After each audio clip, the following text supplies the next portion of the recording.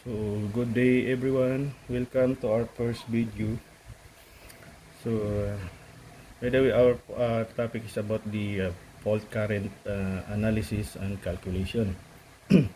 So we will have a series of videos, but before that we are going to discuss the basic theory of the symmetrical components, because symmetrical components play an important role in analyzing the fault current. So we have the symmetrical fault and the unsymmetrical fault. Then under the unsymmetrical fault, you have the line to ground fault, line to line fault, and the double line to ground fault. So after our discussion in the symmetrical components, we will use this in analyzing this type of faults. Okay, now so I advise you to follow the procedure. Anyway, this is only a basic mathematics, and also in analyzing the fault current, a simple basic Ohm's law only. So okay, let's start with the symmetrical components. So it is said that the the phase currents and phase voltages are composed of the combinations of the symmetrical positive, the negative, and the zero sequence. First, we'll analyze what is the positive sequence.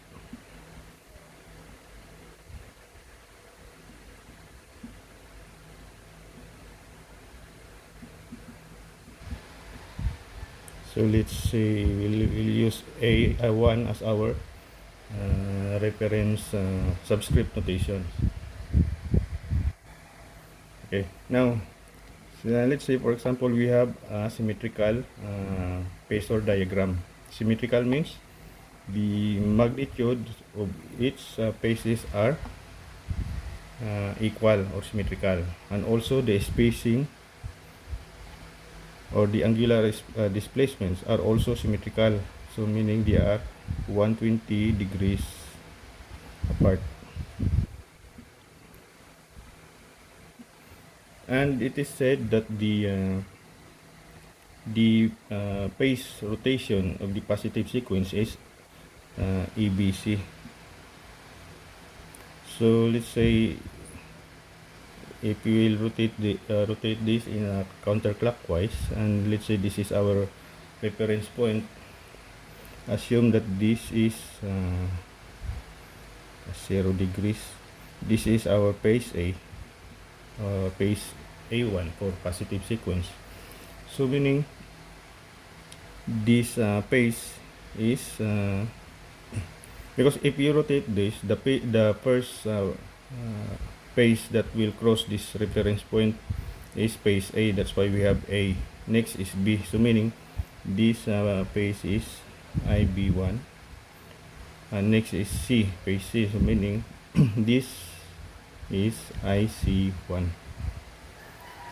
Okay, let's say for example we have assume an operator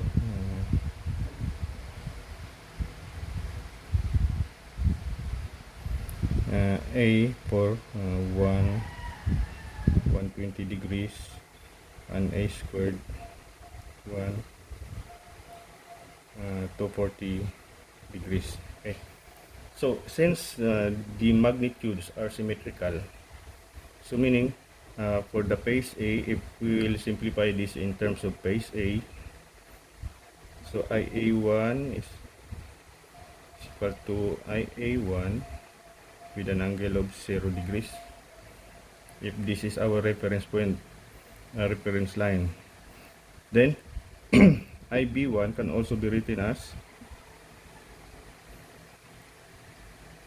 IA1, because they are also symmetrical, with an angle of 120 plus 120 is 240, and 240 is A squared, so A squared IA1, and IC1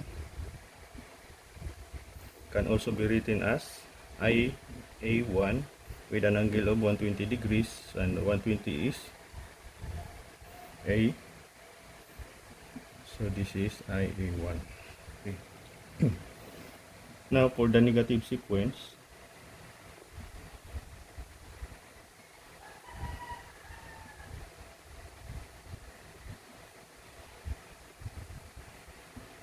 so let's use 2 as our subscript notation. So negative sequence is the opposite of the positive sequence. So meaning, if the positive sequence is ABC, so the opposite is ACB, the phase rotation, ACB. Okay. So again, if we have a balance or symmetrical phasor diagram, if we'll let's say this is IA2 or the phase A. So since this is ACB, again, if you rotate this in counterclockwise, so the next phase is C, right? So this is uh, IC2, and of course this is IB2.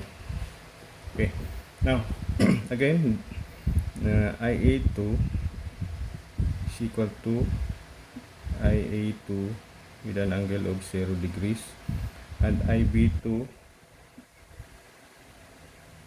is equal to IA2 with an angle of 120 degrees, and 120 is A.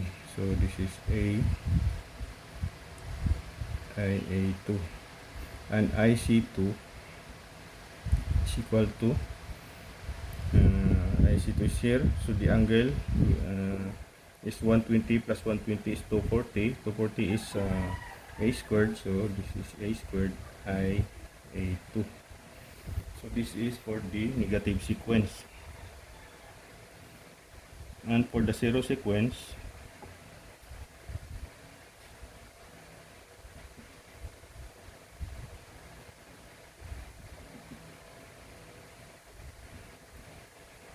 so let's use 0 as our subscript notation.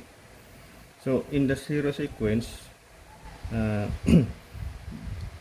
all the magnitudes also are symmetrical, but they are always in parallel. So meaning, if this is our IA0, so the IB0 is also the same, they are parallel, and also for the IC0, and for the angular displacement is always 0. So IA0 is equal to IB0 equal to IC0. Okay, so this is now our interpretation of the positive, the negative, and the zero sequence. Then next we will use this in how to we will derive the formula of the phase currents or phase voltages in terms of the symmetrical components. So you have to take note this.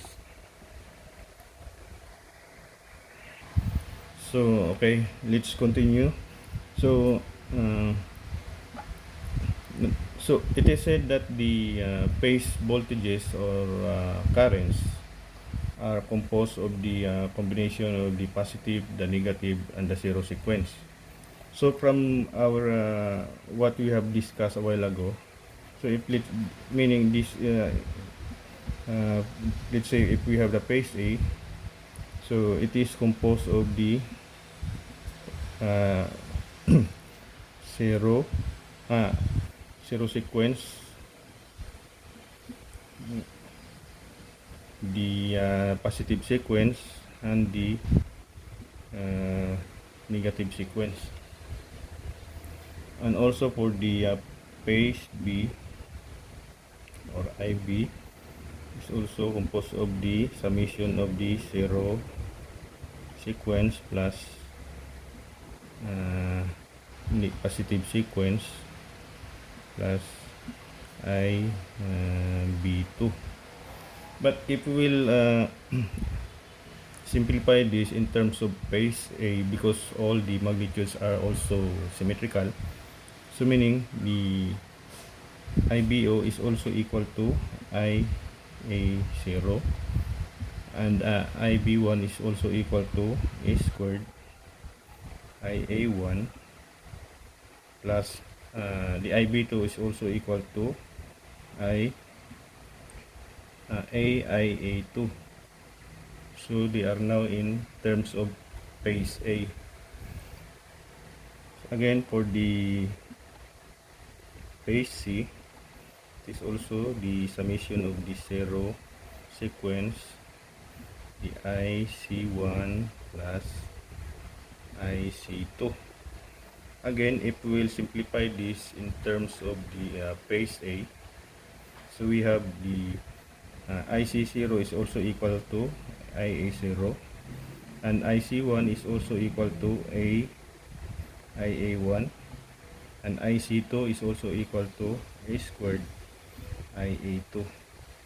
So these are now the equations of the phase currents in terms of these symmetrical components. Now, since the magnitudes are symmetrical, so to avoid confusions, it's better to remove this A. We'll remove this one. So now it can be written as IA equal to IA0 plus I1 plus I2. Okay. So, and also for the IB is equal to I0 plus A squared I1 plus I2. And also for the IC is equal to I0 plus A plus I1 plus A squared I2. Okay, so if we will transform this in matrix form so that we will determine the sequence currents I0, I1, and I2. So in matrix form,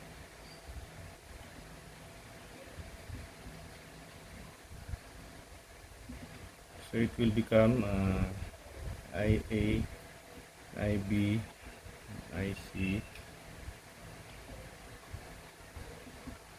equal to 1, 1, 1, 1, A squared, A, 1, A squared times the sequence currents I0, I1, and I2.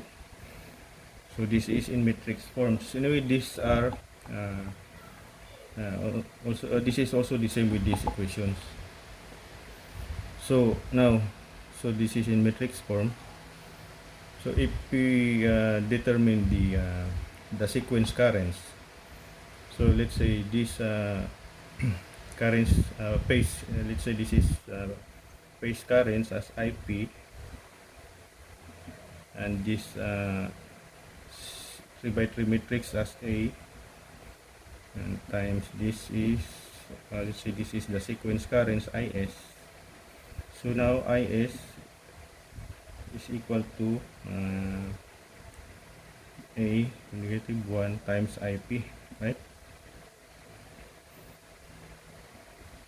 But what is A to negative 1, or the inverse of this 3 by 3 matrix?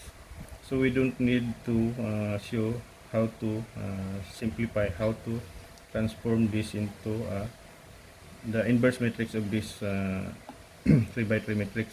So let's go directly to the power system box. It is equal to 1/3 1 1 1 1 A squared 1 A squared A. So this is the equivalent of the inverse of this matrix. So therefore, if we will substitute it here, so IS now will become I0 I1 and I2 is equal to inverse of A is 1/3 1 1 1 1 A squared 1 A squared A times the IP, which is the phase currents, IA, B, and IC. So these are now the expressions. We have the phase currents in terms of symmetrical components and also the sequence currents. So for the voltages, they are also the same. Just change the I into V. The same with here, just change the I into V. So in our next video, we will use this on how to analyze the types of the fault current. But before that, we will discuss first the sequence or the equivalent sequence network or diagram of this positive, negative, and the zero sequence. So that's all for today. So just follow for our next video. That's all, and thank you and God bless.